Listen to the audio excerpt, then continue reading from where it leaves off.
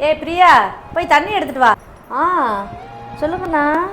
ஆமாம் ஆமாம், கண்டிப்பாக என் பொண்ணுக்கு நான் சொன்ன மாதிரி நல்ல மாப்பிள்ளையாக இருக்கணும், நல்லா படிச்சிருக்கணும். நகையெல்லாம் எவ்வளோன்னு பிரச்சனைலாம் இல்லை, நகையெல்லாம் நம்ம போட்டுக்கலாம், கார் கூட வாங்கி கொடுத்துக்கலாம். சரிங்களா? இன்னைக்கு கூட்டிகிட்டு வரீங்களா? சரி சரி, கூட்டிகிட்டு வாங்க. ஏத்த என்ன நினச்சிக்கிட்டு இருக்கீங்க? என் வீட்டுக்கார் கஷ்டப்பட்டு சம்பாதிக்க உங்கள் மகளுக்கு எவ்வளோ நகை வேணாலும் போடலாம், கார் வாங்கி கொடுக்குறேன்னு சொல்கிறீங்க. அது மட்டும் இல்லாமல் எக்காரணத்தை கொண்டு ஏன் நகையை மட்டும் கேட்கக்கூடாது நீங்கள்? ஏம்மா, உன்னை கல்யாணம் பண்ணி கொடுக்கும்போது உங்கள் வீட்டில் யார் உனக்கு நகையெல்லாம் செஞ்சு போட்டது? யார் செய்வாங்க?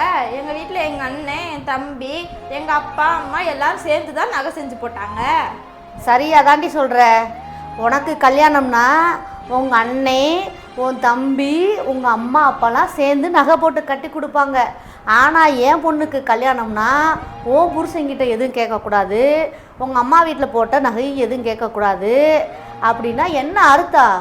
இப்போ கடனை வாங்கி செய்ய சொல்லுவீங்க, அடுத்து நாங்கள்லாம் அந்த கடனை கட்டுறதுக்கு கஷ்டப்படணும். அம்மா, நீ ஒன்று கடன் கட்ட வேண்டிய அவசியமே இல்லை, நீ கஷ்டப்பட வேண்டிய அவசியமும் இல்லை. ஏன்னா உன்னை கட்டிட்டு வர்றதுக்கு முன்னாடியே என் பொண்ணுக்கு என்னென்ன செய்யணுமோ அதெல்லாம் நாங்கள் ரெடி பண்ணி வச்சுட்டோம். அதை பற்றி நீ கவலையே பட வேணாம். நீ கல்யாணத்துக்கு நல்லா சாப்பிட்டு தூங்கு, அதுவே போதும். உனக்கு ஒரு நாயம், உன் வீட்டில் இருக்க நாத்தனாருக்கு ஒரு நாயம். போடி.